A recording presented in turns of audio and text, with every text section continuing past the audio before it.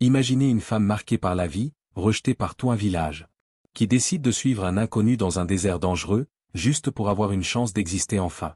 Mais ce qu'elle ne savait pas, c'est qu'elle venait d'entrer dans une guerre silencieuse contre des hommes prêts à tuer pour lui prendre sa terre. Et qu'elle, une femme qu'on croyait faible, allait devenir la seule personne capable de sauver cet homme solitaire nommé Apache. Une histoire de menace, de courage, et d'un amour qui naît au bord du vide. Restez jusqu'au bout, car ce que cette femme va faire va vous couper le souffle. Élise Marceau se tenait devant le petit miroir fendu de sa chambre. La lumière du matin entrait par la fenêtre étroite et illuminait le côté droit de son visage, celui que personne dans la ville ne regardait jamais sans détourner les yeux aussitôt. La cicatrice commençait sous son œil et descendait le long de sa joue jusqu'à sa mâchoire.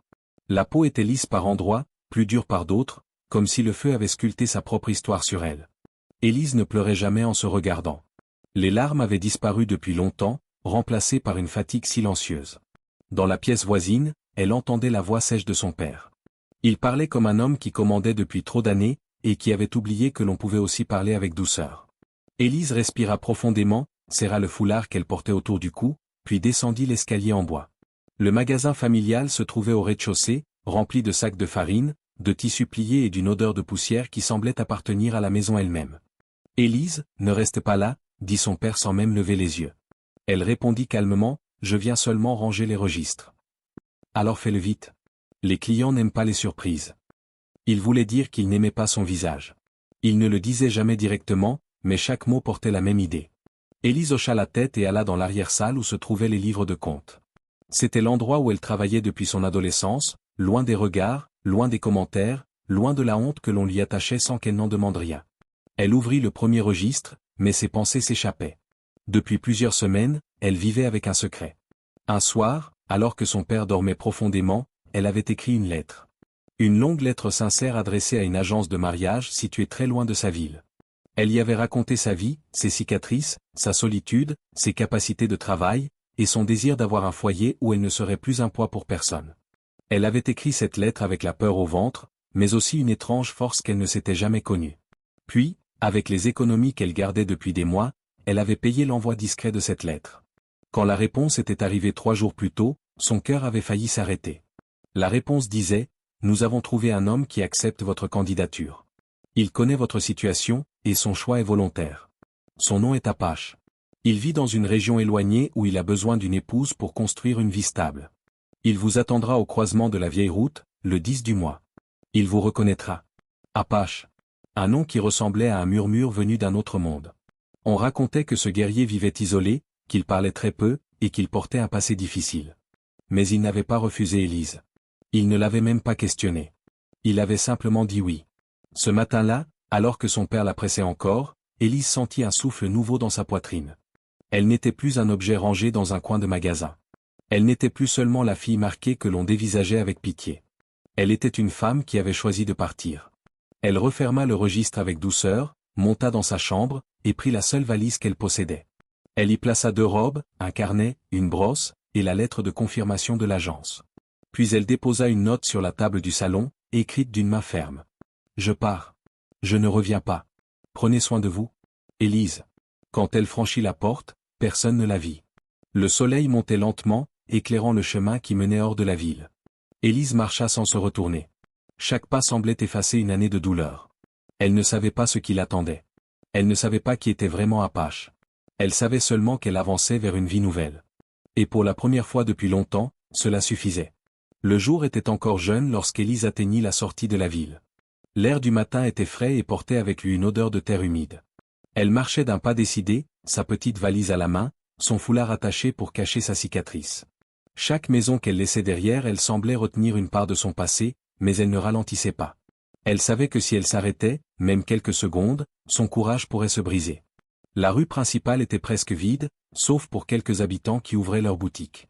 Ils la reconnurent immédiatement. Dans une ville si petite, tout le monde connaissait l'histoire d'Élise. Certains la saluèrent timidement, d'autres baissèrent les yeux, comme si sa simple présence rappelait quelque chose qu'ils préféraient oublier.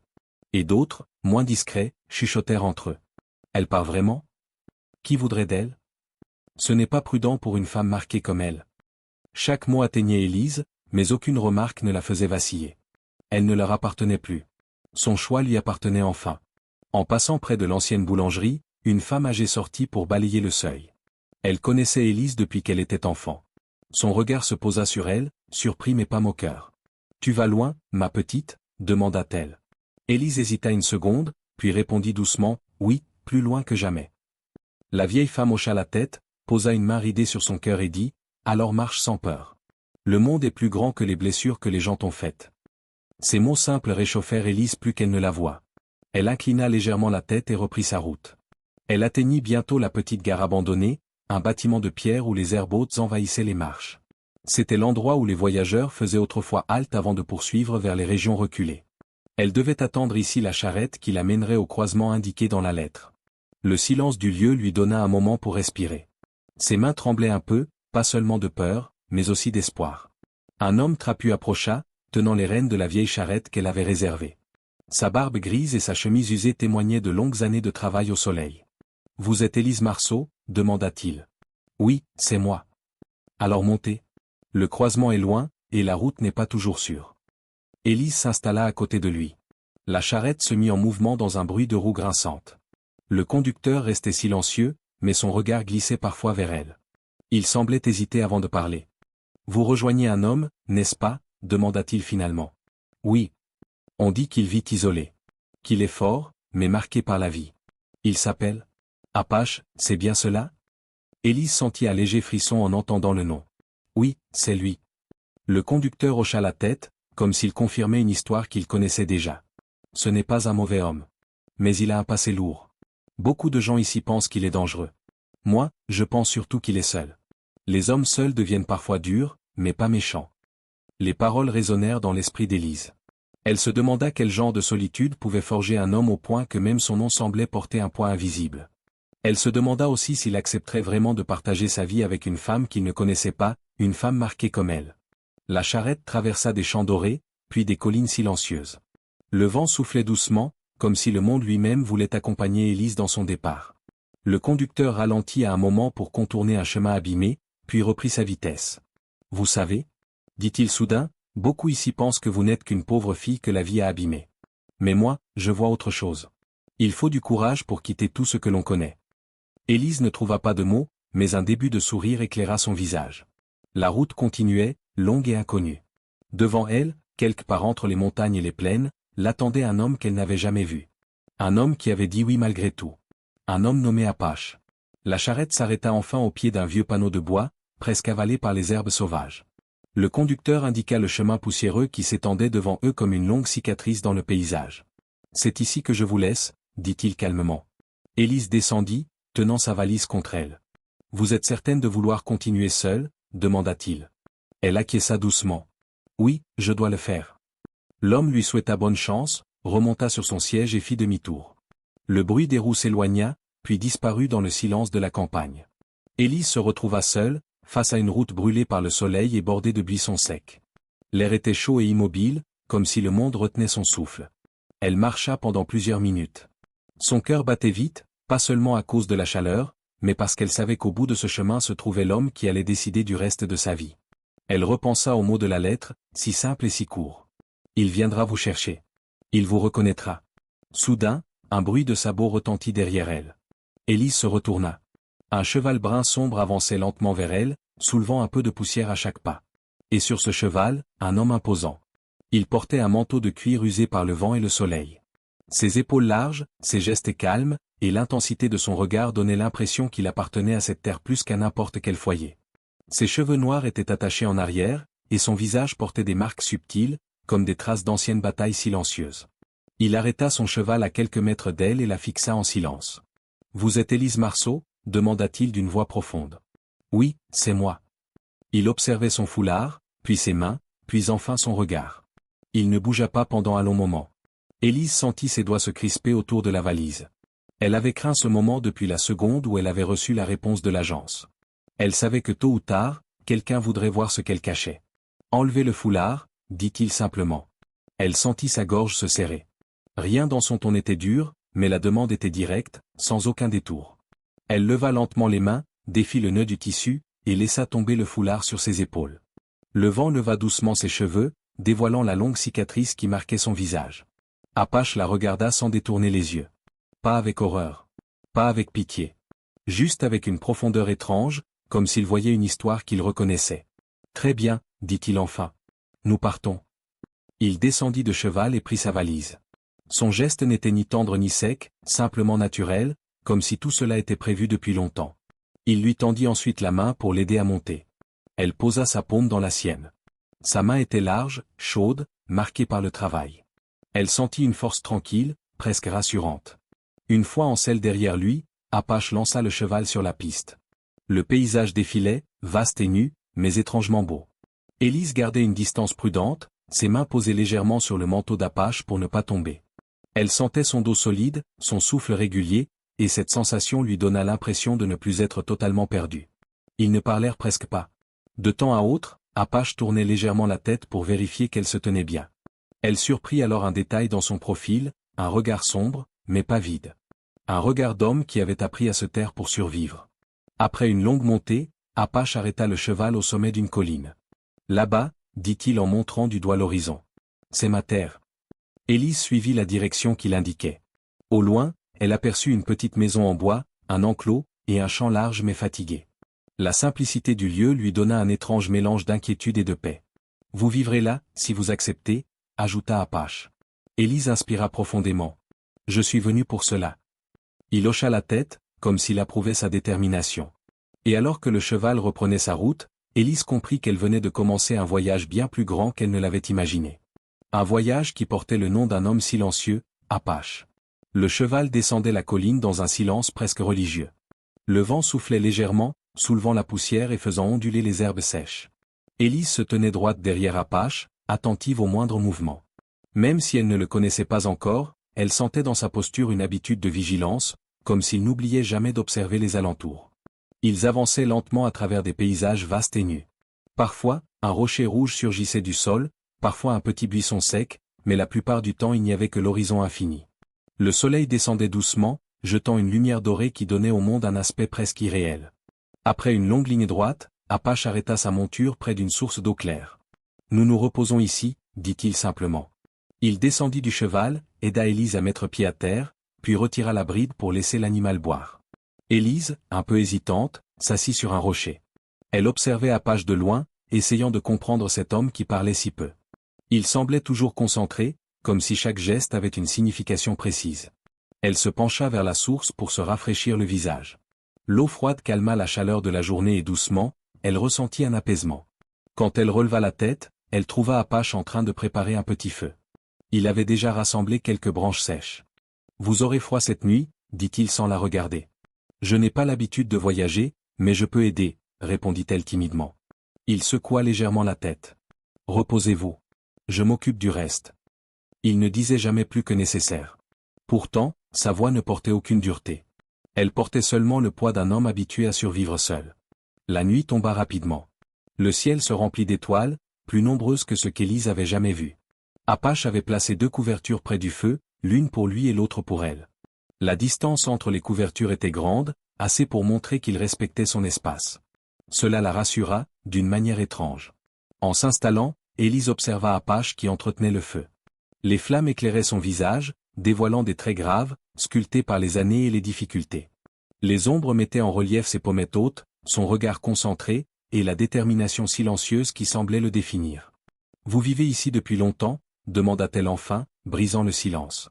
Il resta immobile quelques instants avant de répondre. « Assez pour savoir que cette terre ne pardonne rien. »« Et vous vivez seul ?»« Oui. » Le ton n'était pas fermé. Il disait simplement la vérité. Élise sentit qu'elle n'obtiendrait pas davantage pour l'instant. Elle détourna légèrement les yeux et regarda les étoiles. Elle semblait si loin, si tranquille. Au bout d'un moment, Apache parla à son tour, de manière inattendue. « Le voyage sera encore long demain.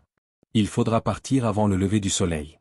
Vous pourrez tenir ?»« Oui, » répondit-elle avec assurance. « Bien. » Il ne complimentait jamais, mais dans le son de sa voix, elle perçut quelque chose qui ressemblait à de la confiance.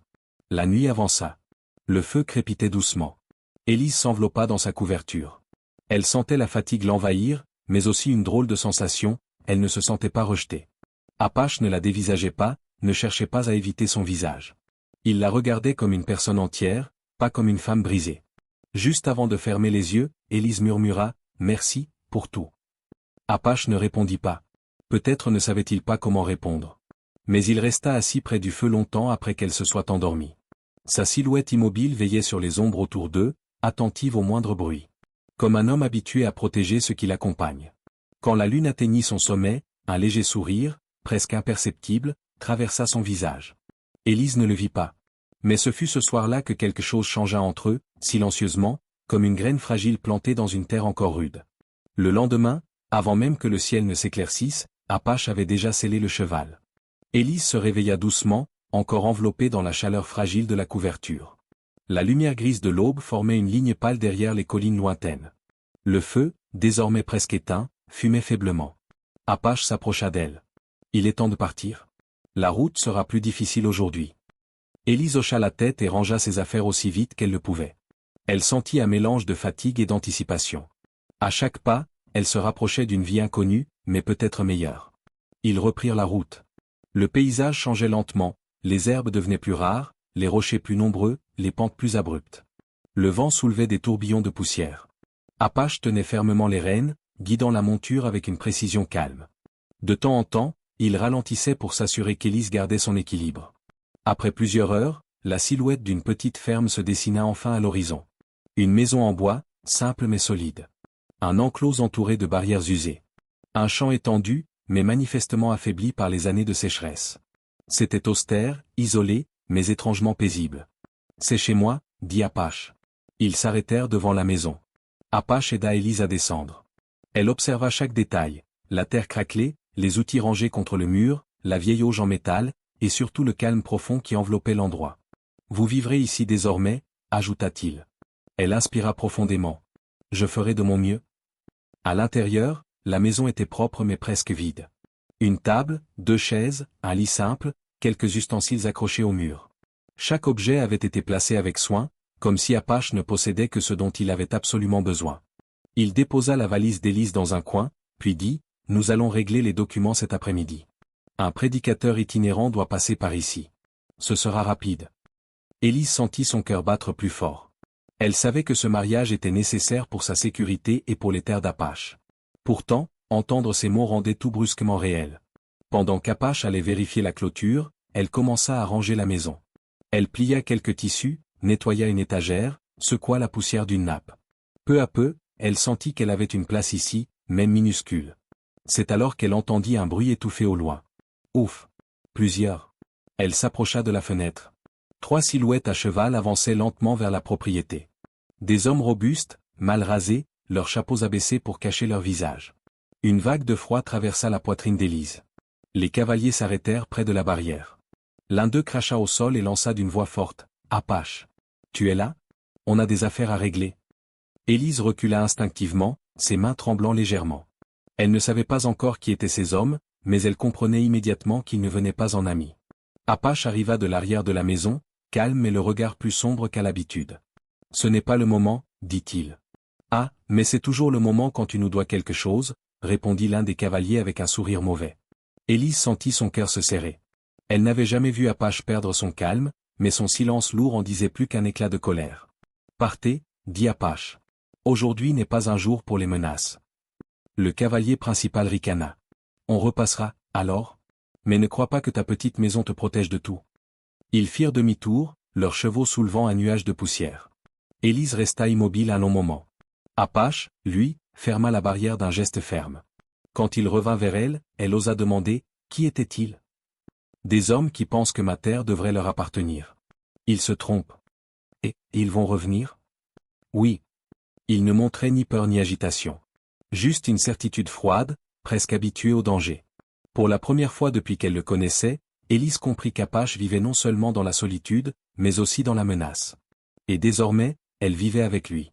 Le prédicateur était venu en fin d'après-midi.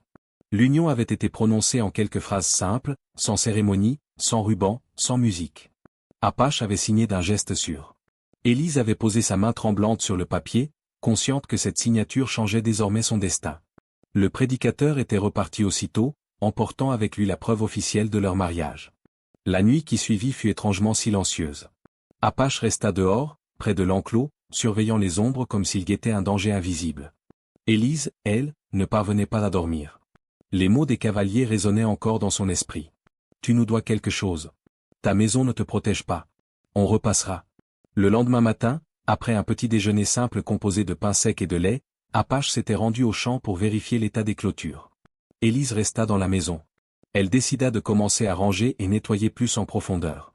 Elle voulait comprendre ce lieu, le ressentir, s'y ancrer. En ouvrant une armoire en bois, elle découvrit une boîte métallique. À l'intérieur se trouvaient plusieurs carnets, des registres anciens, des feuilles jaunies par le temps. La curiosité la poussa à s'asseoir près de la table et à les feuilleter. Au début, elle ne comprit pas vraiment ce qu'elle lisait. Des dates, des noms, des montants. Mais à mesure qu'elle tournait les pages, un schéma se révéla. Des ventes de bétail à prix trop bas. Des achats de matériaux outrageusement chers. Des taxes inscrites à la main, sans justification officielle. Et surtout, les mêmes noms de créanciers revenaient encore et encore. Les hommes de la veille. Élise sentit son cœur se serrer. Ce qu'elle avait devant elle n'était pas seulement de mauvaises affaires. C'était une exploitation calculée, une pression organisée contre un homme isolé. Apache payait trop, vendait trop bas, et portait seul des charges qui n'auraient jamais dû lui être imposées. Elle continua à lire, les sourcils froncés, jusqu'à trouver une lettre non envoyée. Une lettre rédigée par Apache lui-même. L'écriture était ferme, droite. Je refuse de payer davantage tant que vous ne justifiez pas les montants. Vous ne possédez aucun droit sur ma terre, ni sur mes récoltes. Je n'ai rien signé qui vous y autorise. La lettre était datée d'il y a 6 mois. Et pourtant, les menaces continuaient. Élise resta immobile, le regard fixé sur la feuille.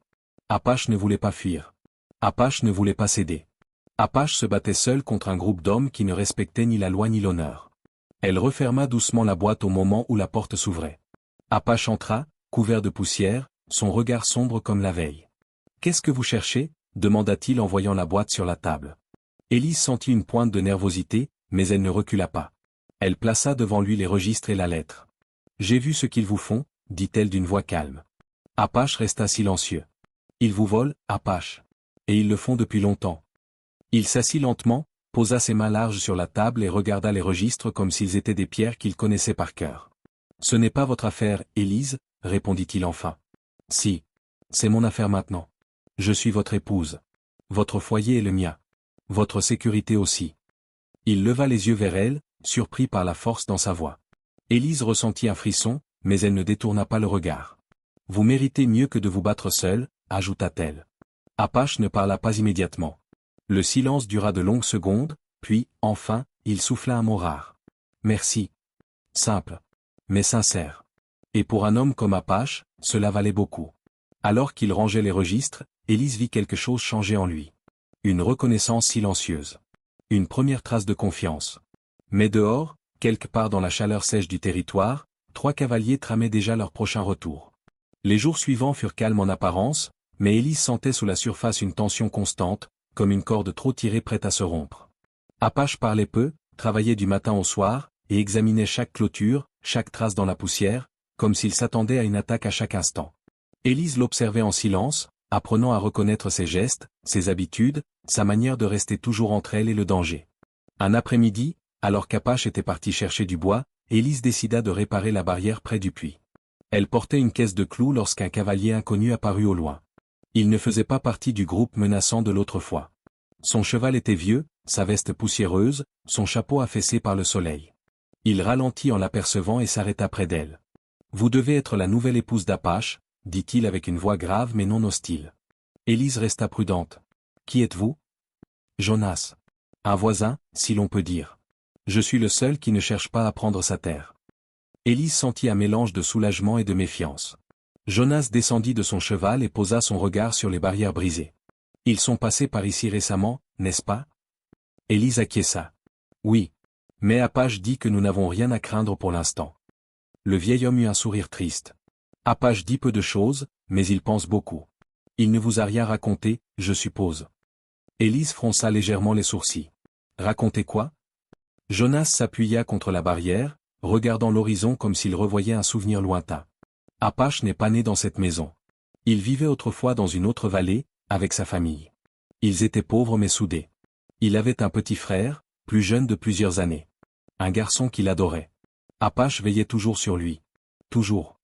Sa voix se fit plus douce. Un hiver, des hommes ont attaqué leur propriété pour voler le bétail. Apache s'est battu. Il a essayé de retenir la porte, mais son frère a voulu l'aider. Il a couru dehors trop tôt. Ils l'ont pris au milieu du chaos. Apache a fait tout ce qu'il a pu, mais il n'a pas réussi à le sauver. Le garçon est mort entre leurs mains. Élise sentit sa gorge se serrer. Apache ne m'a jamais parlé de cela. Il n'en parle à personne, répondit Jonas. Mais depuis ce jour, il porte la faute sur ses épaules. Même si ce n'était pas sa faute. Il a quitté son ancienne terre et s'est installé ici pour recommencer. Mais les hommes qui l'entourent l'ont vu seul, brisé, vulnérable. Ils en ont profité. Le vent souffla un peu plus fort, soulevant la poussière autour d'eux. Élise murmura, « Il porte tout cela, seul ?» Oui. Parce qu'il pense qu'il mérite cette solitude. Jonas soupira. « Mais je crois que votre présence change quelque chose. Ne le laissez pas se fermer à vous. Il a besoin de quelqu'un qui voit autre chose que sa force. » Au même moment, Apache apparut sur le chemin, un fagot de bois dans les bras. En voyant Jonas, son regard se durcit légèrement. « Tu parles trop, Jonas » dit-il avec une voix plus froide qu'à l'habitude. « Quelqu'un doit bien parler pour toi » répondit le vieil homme sans peur. Jonas remonta sur son cheval. Avant de partir, il dit simplement « Prends soin d'elle, Apache. C'est la première lumière que je vois dans ta maison depuis longtemps. » Quand il s'éloigna, Apache posa le bois, puis regarda Élise. Son expression était fermée, presque dure. « Qu'est-ce qu'il t'a dit » Élise hésita. Elle voyait dans ses yeux un mélange de colère, de douleur et d'une vieille blessure prête à saigner. « Il m'a parlé de ton frère. » Apache détourna immédiatement le regard, comme frappé en plein cœur. « Ce n'est pas une histoire pour toi, » murmura-t-il. Élise s'approcha doucement. « Si je partage ta maison, je peux aussi partager ton passé. Tu n'es pas obligé de te battre seul. » Apache resta immobile. Longtemps. Puis un souffle fragile, brisé, sortit de sa poitrine. « Je n'ai pas réussi à le protéger, » dit-il enfin. « Depuis ce jour, je n'ai plus su protéger personne. » Élise posa une main légère sur son bras. « Alors commence par me laisser t'aider. » Pour la première fois, Apache ne recula pas. Il la regarda droit dans les yeux, et dans ce regard elle vit une fissure dans l'armure, une douleur ancienne, mais aussi une possibilité nouvelle. Une possibilité de guérison. Le lendemain, le ciel était couvert d'un voile gris. L'air semblait lourd, comme si la terre elle-même retenait son souffle. Apache se leva avant l'aube, comme toujours, et partit vérifier les pâturages du côté haie. Élise, restée seule, décida de nettoyer l'enclos et de trier les outils, voulant alléger un peu le travail de son mari. Malgré leur mariage récent, elle sentait encore une distance entre eux, mais elle percevait aussi quelque chose qui commençait à changer. Alors qu'elle rangeait une vieille caisse de cordes, un bruit sec lui fit lever la tête. La barrière du nord était ouverte. Ou plutôt, arrachée. Le bétail n'était plus là. Élise sentit un choc lui traverser la poitrine. Elle regarda autour d'elle. Personne. Pas de poussière, pas de traces de chevaux fraîches. Les voleurs avaient agi tôt, très tôt. Et Apache était loin, trop loin pour intervenir. Elle hésita une seconde, puis saisit une corde et un gourdin, déterminée. « Je ne resterai pas immobile » murmura-t-elle. Elle suivit les traces sur la terre sèche. Les pas des animaux formaient un chemin clair. Ils avaient été poussés vers la petite gorge, là où la roche formait des couloirs étroits. Étrange choix pour des voleurs, à moins qu'ils ne connaissent mal le terrain. Elle, maintenant, commençait à en reconnaître les chemins.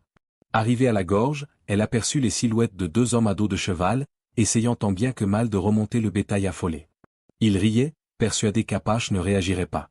Élise sentit ses mains trembler, mais pas de peur, plutôt de colère. Elle fit rouler un grand rocher sur le flanc de la pente. Celui-ci tomba avec fracas, rebondit, puis s'arrêta juste derrière les voleurs, effrayant les chevaux qui se cabrèrent. Les hommes jurèrent et se retournèrent. « Qui est là ?» Élise sortit de l'ombre, le visage découvert, droite et immobile. « Laissez ces bêtes. Elles ne vous appartiennent pas. » Les voleurs éclatèrent de rire. « Et toi, tu es qui ? La femme du sauvage ? » ?»« Oui. Et je n'ai pas peur de vous. » L'un d'eux descendit de cheval, grossier et certain de sa supériorité. « Tu ferais mieux de rentrer chez toi. Ce n'est pas une affaire pour les femmes. » Élise serra sa corde. « Je n'ai pas besoin d'être un homme pour défendre ce qui nous appartient. » Le voleur s'avança. Mais Élise avait observé Apache pendant des jours. Elle connaissait un minimum la logique de ces terres. Quand l'homme voulut l'attraper, elle fit un pas de côté et tira brusquement sur la corde qu'elle avait préparée. Le voleur trébucha, tomba lourdement dans la poussière, et son cheval s'éloigna dans la panique. Le second voleur, surpris, tira sur les rênes mais perdit le contrôle du troupeau qui se dispersa. C'est à cet instant qu'un bruit puissant retentit derrière elle. Apache déboula dans la gorge au galop, son cheval lancé à toute vitesse. Son visage était dur, ses yeux brûlaient d'un feu qu'elle ne lui avait jamais vu. « Élise. Écartez-vous. » Elle se plaça sur le côté. Apache bondit au sol, attrapa le premier voleur par le col et le plaqua contre la roche. « Si tu reviens ici, je t'enterre vivant. » L'homme hocha la tête, terrorisé. Son compagnon s'était déjà enfui. Apache laissa le voleur filer, puis se tourna vers Élise. Son regard, ce n'était ni de la colère, ni de la peur. C'était autre chose. Une émotion qu'il semblait lutter pour cacher. « Pourquoi êtes-vous venu seul? Vous auriez pu mourir. » Élise, le souffle court, répondit, « Je ne pouvais pas rester sans rien faire. Cette terre est la mienne aussi, désormais. » Apache resta immobile. Puis il approcha, lentement. Le vent souleva un peu la poussière autour d'eux. « Vous m'effrayez, Élise, » dit-il d'une voix rauque. « Pourquoi? » « Parce que je ne supporte pas l'idée de vous perdre. » Il ne l'avait jamais dit. Pas ainsi. Élise sentit son cœur se serrer. Ils restèrent face à face, sans un bruit. Pour la première fois depuis leur rencontre, Apache ne portait plus son masque de pierre. Et Élise comprit que, derrière sa force, se cachait une fragilité encore plus profonde que la sienne. Le bétail fut ramené à la ferme au coucher du soleil. Apache et Élise marchaient côte à côte, silencieux, chacun absorbé par ce qui venait de se passer dans la gorge. Le ciel se teintait de rouge et d'or, comme si la journée entière brûlait encore entre eux. Apache tenait la bride du cheval d'une main, l'autre fermée en un poing nerveux. Élise, malgré sa fatigue, avançait avec une détermination nouvelle. Une fois l'enclos refermé, Apache se tourna vers elle. « Vous auriez pu être blessé. » Sa voix tremblait légèrement, ce qui était rare. Élise répondit doucement, « Vous aussi, tous les jours. Je ne resterai pas assise pendant que des hommes tentent de vous voler. » Apache voulut parler, puis s'arrêta. Il regarda la maison, la terre, l'horizon. Puis il regarda Élise. « Je n'ai pas l'habitude d'avoir quelqu'un à mes côtés. » Élise sentit un frisson. « Alors apprenez. » Il détourna le regard, non par rejet, mais parce qu'il ne savait pas comment recevoir ces mots. Une émotion étrangère passait dans son regard, comme une lumière qui animait enfin un endroit sombre en lui. Ils rentrèrent dans la maison. Élise posa de l'eau à chauffer sur le poêle pendant qu'Apache inspectait ses outils. C'était une scène simple, presque domestique, mais il y avait entre eux une tension douce, un fil qui les rapprochait. Mais la paix fut brisée par un bruit sourd à l'extérieur. Des sabots. Plusieurs. Apache se figea. Élise posa la casserole. Ils sortirent. 4 hommes approchaient dans la pénombre. Parmi eux, le cavalier principal de la première altercation. Son sourire mauvais brillait comme une lame dans la lumière du feu extérieur. « Eh bien, Apache, lança-t-il, on nous a dit que ta petite épouse avait causé quelques problèmes aujourd'hui. Elle a du courage, ou de la folie. » Élise sentit Apache se tendre près d'elle, son corps prenant instinctivement une position protectrice. « Quittez ma terre, » dit Apache d'une voix basse mais dangereuse. Le meneur éclata de rire. « Ta terre? Tu n'arrives même pas à la défendre tout seul. Et maintenant tu crois que cette femme va t'aider? » Il descendit de cheval, s'approcha de quelques pas et cracha au sol. « Nous voulons ton terrain. Tu le sais. Tu sais aussi que personne ici ne viendra t'aider. Alors fais simple. Vends-le.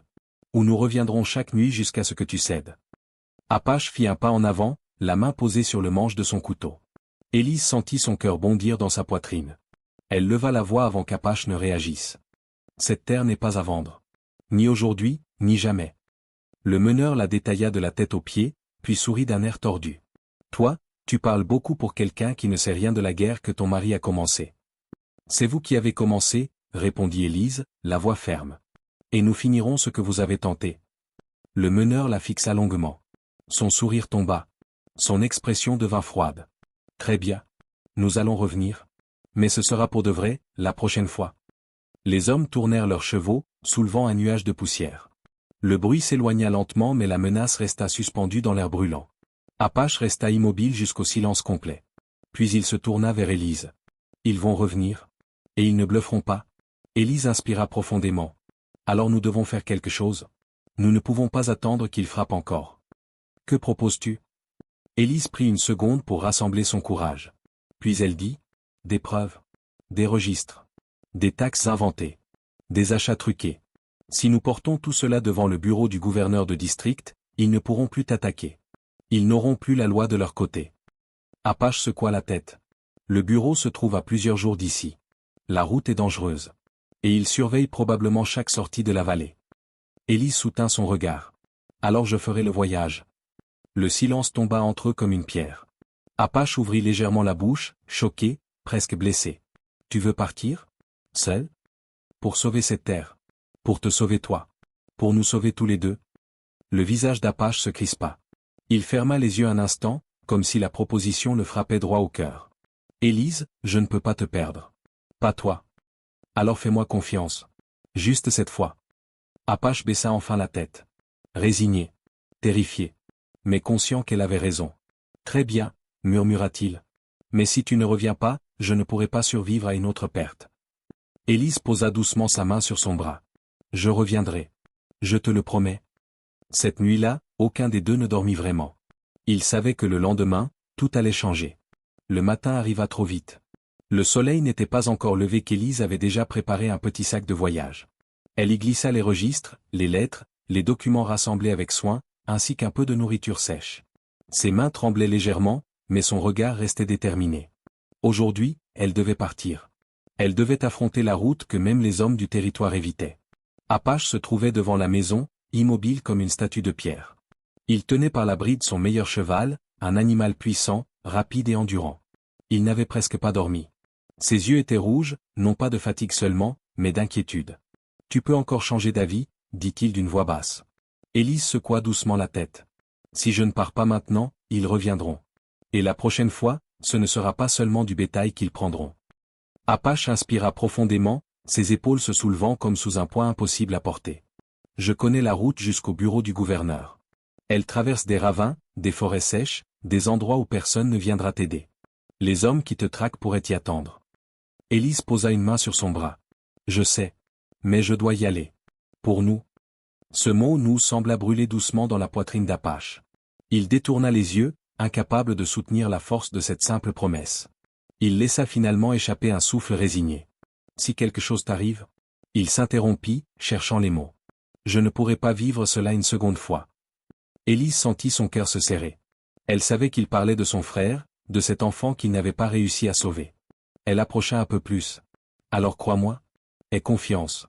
Je reviendrai. » Apache ferma les yeux un instant, comme si ces mots le traversaient entièrement. Puis il lui tendit la bride du cheval. « Il s'appelle Tonnerre. Il connaît la route mieux que n'importe quel homme. Si tu tombes, il te relèvera. Si tu t'égardes, il te ramènera. » Élise caressa le museau de l'animal. « Merci. » Avant qu'elle ne monte en selle, Apache ouvrit la main. Il y tenait un petit couteau, fin mais solide. « Prends-le. Ce n'est pas pour combattre, c'est pour survivre. » Élise prit le couteau, émue par la simplicité du geste. « Je l'utiliserai seulement si je n'ai pas d'autre choix. » Apache hocha la tête, le regard sombre. « Je te protégerais moi-même si je pouvais. Mais cette bataille, c'est toi qui dois la mener. » Elle monta sur Tonnerre. Le cheval piaffa, impatient de partir. Le vent du matin fit voler les cheveux d'Élise, comme un signe du chemin à suivre. Elle regarda une dernière fois la maison. Les champs. L'enclos. La silhouette immobile d'Apache, qui se tenait droit, mais dont le regard laissait transparaître une douleur qu'il ne pouvait pas cacher. « Reviens-moi, Élise » murmura-t-il au moment où elle tirait sur les rênes.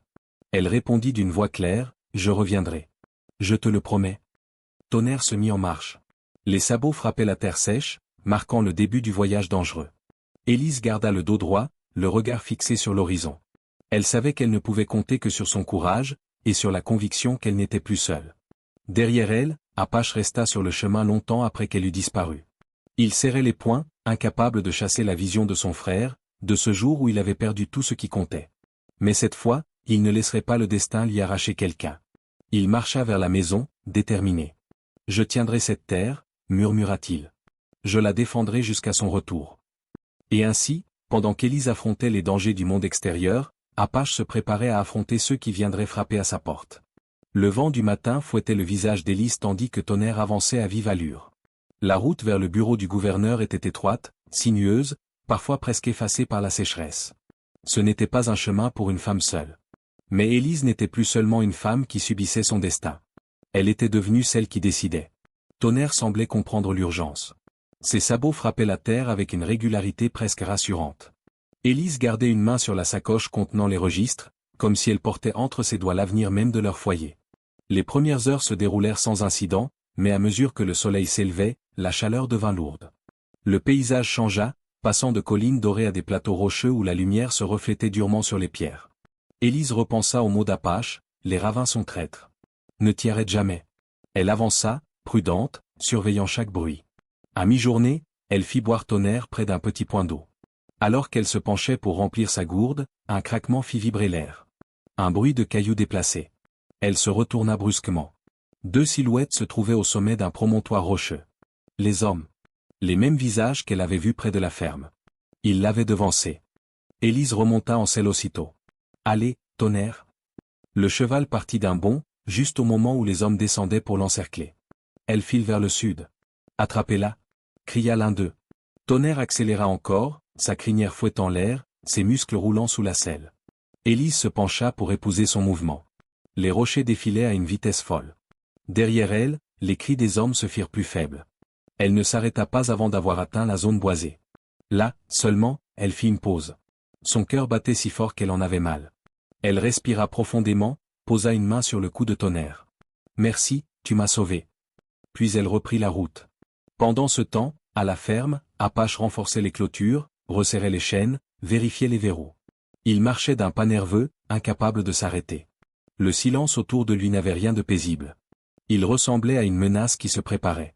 Chaque bruit faisait brusquement tourner sa tête. Chaque ombre lui rappelait le pire. À plusieurs reprises, il monta sur une colline pour observer la vallée. Il espérait voir au loin le retour d'Élise, même si elle ne pouvait pas revenir aussi vite. Mais il regardait quand même. Encore. Il repensa aux paroles de Jonas, « Elle est la première lumière dans ta maison ». Il avait essayé d'ignorer cette phrase. Mais maintenant, elle résonnait en lui comme une vérité douloureuse et douce. En début de soirée, il vit une fumée s'élever du côté nord. Une fumée trop sombre pour être un simple feu de camp. Ses mâchoires se crispèrent. « Il contourne la vallée » murmura-t-il. Il attacha son cheval à un vieil arbre et grimpa jusqu'à la crête. De là, il vit 3 cavaliers, les mêmes, observer sa ferme de loin. Ils attendaient la nuit. Apache serra les poings. Pas encore. Pas cette fois.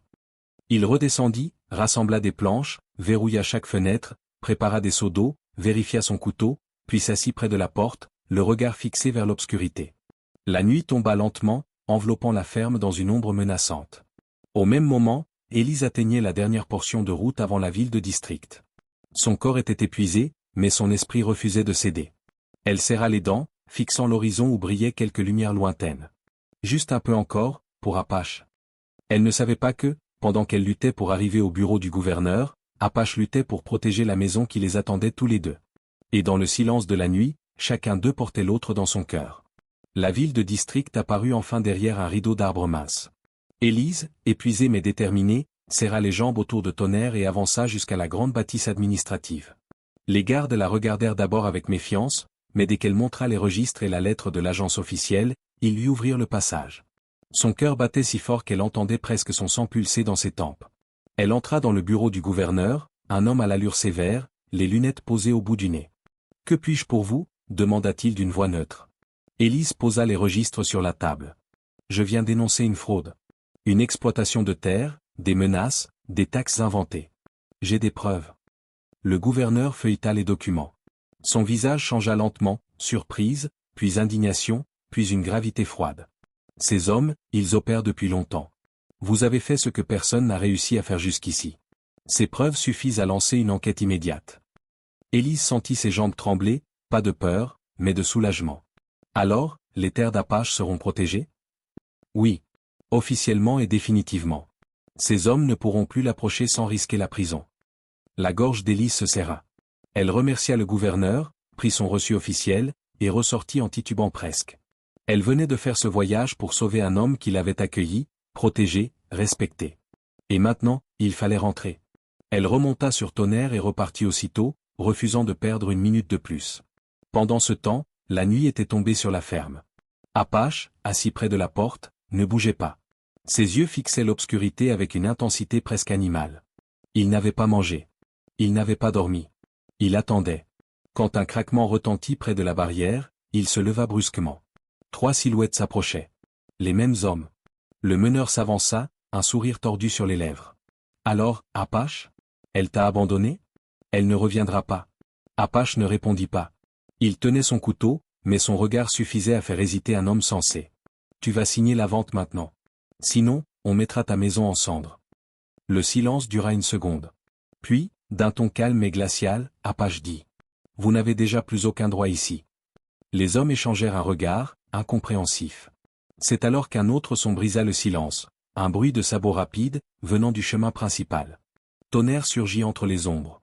Élise descendit du cheval dans un nuage de poussière. Elle tenait dans sa main le document officiel, scellé du gouverneur. « Vos menaces sont terminées », cria-t-elle. « Les terres d'Apache sont désormais protégées par la loi. Vous approchez encore, et vous serez arrêté. » Le meneur devint blême. Il tenta un instant de rire, mais aucun son ne sortit. Puis il fit volte-face brusquement. « On s'en va », hurla-t-il à ses hommes. Ils partirent au galop, disparaissant dans la nuit noire. Apache resta figé quelques secondes, incapable de croire ce qu'il venait de voir. Puis il se tourna vers Élise. Elle était couverte de poussière, les vêtements froissés, les mains tremblantes de fatigue. Mais dans ses yeux brillait une force nouvelle. Une femme qui avait affronté le monde et était revenue vivante. Apache avança lentement. Très lentement. Puis il posa une main sur sa joue, la joue marquée par la cicatrice. « Tu es revenu » murmura-t-il. Élise sourit faiblement. « Je t'avais promis. » Il ferma les yeux un instant, comme si ces mots le traversaient jusqu'à l'âme. Lorsqu'il les rouvrit, son regard était rempli d'une chaleur qu'elle n'avait jamais vue. Il l'attira doucement contre lui. Pas avec violence. Pas avec hésitation. Avec une évidence simple. « Tu as sauvé ma terre, et tu m'as sauvé moi. » Élise posa sa tête contre sa poitrine. « Nous nous sommes sauvés l'un l'autre. » Le vent nocturne passa entre eux comme une bénédiction légère. La maison derrière eux n'était plus un abri vide. Elle était devenue un foyer. Et ce soir-là, sous le ciel profond et paisible, deux âmes marquées par la vie commencèrent enfin une existence nouvelle. Une existence faite de courage, de dignité, et d'un amour né dans la poussière et la lutte. Si cette histoire vous a touché, n'hésitez pas à laisser un petit mot dans les commentaires. Dites-moi aussi depuis quel pays ou quelle ville vous regardez, j'adore suivre le chemin de nos récits. Et si vous souhaitez d'autres histoires aussi profondes, aussi humaines, abonnez-vous à la chaîne. Votre soutien donne vie à chaque nouveau chapitre. Merci du fond du cœur.